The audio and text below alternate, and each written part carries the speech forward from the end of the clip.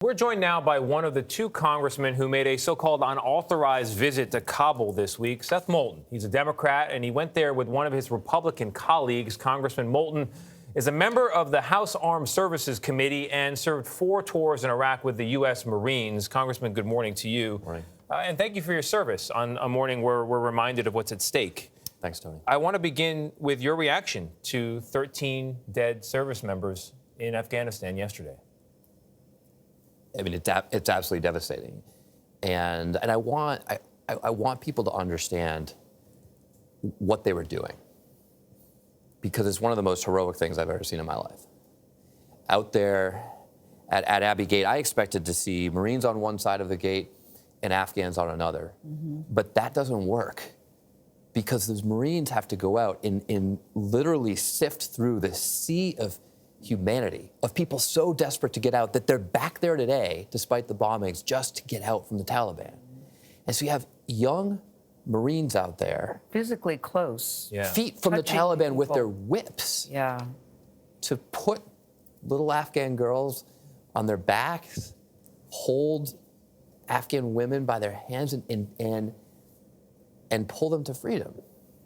The security situation there is bizarre, because you've got the Taliban, who we were bombing a month ago, now doing the initial security check for the airport where our troops are. There was a failure there. That's how this bombing got through. Can this continue?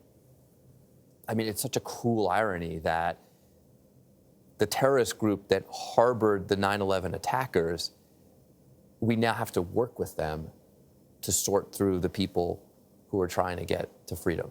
But there's no elegant way, though, Congressman, to end a war. Is there something that clearly there is, that could or should have been done differently? Gayle, there's something. Do you believe it had to go down this way? No, it did not. As chaotic as it is?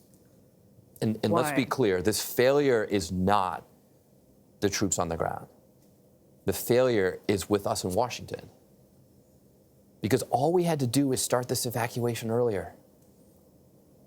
And we've been pushing the administration to do this for months. All we needed to do is start the evacuation earlier, because people were getting evacuated through Afghanistan by just showing up at the embassy like they do at any other embassy in the world, but it wasn't going fast enough. But, Congressman, I keep hearing nobody expected the Afghan troops to buckle the way they did. That's with all true. the training and all the money, I think, from the U.S. position. And I don't know, you certainly know more than I do on this. Everybody thought that the Afghan army could handle this. No? Yeah, that's true, but that's not an excuse for not starting the evacuation earlier. Yeah. There's no reason why we couldn't do this and then not put these young Marines in this position. I mean, let me just share for a second. You know, I'm talking to these guys out there. You know, an 18-year-old Lance Corporal says to me, you know, sir, it's pretty tough when you get asked to separate a family because someone doesn't qualify, because their older sister is 19 and doesn't qualify as a dependent. So then I have to take her hand and walk her back to the Taliban while the rest of her family goes to America. That's what we're asking of these kids.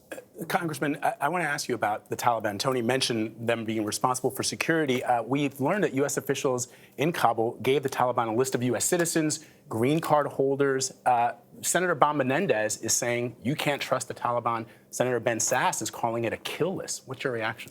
Well, of course we can't trust the Taliban, but this, again, is a situation that decision makers in Washington have put these officials on the ground. The only way we can get these American citizens through the Taliban lines is to tell them who they are. Now, I don't know, we can have to go into the details of whether we should have really been giving names or whether there was some other way to just assure that they had the right passports. But that's how desperate the situation is right now. You caused a bit of a controversy when you went without authorization. Why did you do that, and what were you looking for? You know, the week before, I'd stayed up all night one night just to get 4 families through the lines, four young families, sending hundreds and hundreds of text messages between the Afghans, some of their other friends, and troops that I happen to know at the base, saying to my kids are crying, they don't have enough water, we need to go home. No, stay there a little bit longer. I've got someone who knows where you are. I'm texting them grids and showing them pictures of where they are outside the basin. And at the end of the night, after staying up all night doing this, I got one of the 4 families out. But when I saw a picture of them, a heroic journalist, his wife, and 2 daughters about the same age as mine, I said, you know what, it's worth it. And if I can get on a plane, why you went without and if I can get on a authorization, 'cause plane, you're thinking what? if I can get on a plane and save a few more lives, then absolutely I'll do that. And by being there, I was able to do that. There were several families that we got over just by being there. Because the Pentagon's perspective is different on this point. John Kirby, the spokesperson for the Pentagon, said that you and your fellow congressmen, they certainly took time away from what we had been doing that day when you were there. And they were saving lives, you being there, they're saying it made it harder. It probably took time away from John Kirby, but I don't care what people in Washington say. Okay. The people on the ground, I mean, literally were hugging me, thanking me for coming. Because America needs to know what's going on there. And I've been in that position. I was a Marine in Iraq when I felt abandoned by Congress because people in Washington were making decisions that cost lives. Yeah. That cost lives.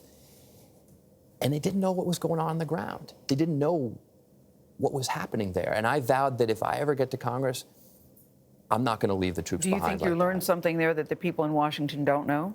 Several things that we've give us already one. shared. For example, all these refugees are now going to refugee camps where they don't have enough food and water because administration lawyers are preventing donations. I learned that as much as a veteran in Congress, I wanted to extend the August 31st deadline. In fact, I thought that being there on the ground would be the best place to advocate for that.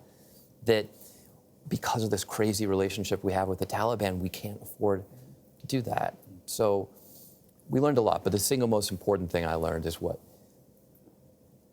unbelievable heroes these young Americans are. We are all We all see agree with that. that, Congressman. Yeah. Thank I've you never very been more proud to be an American. Thank you very much, Congressman. We all Really see appreciate that. it. All right.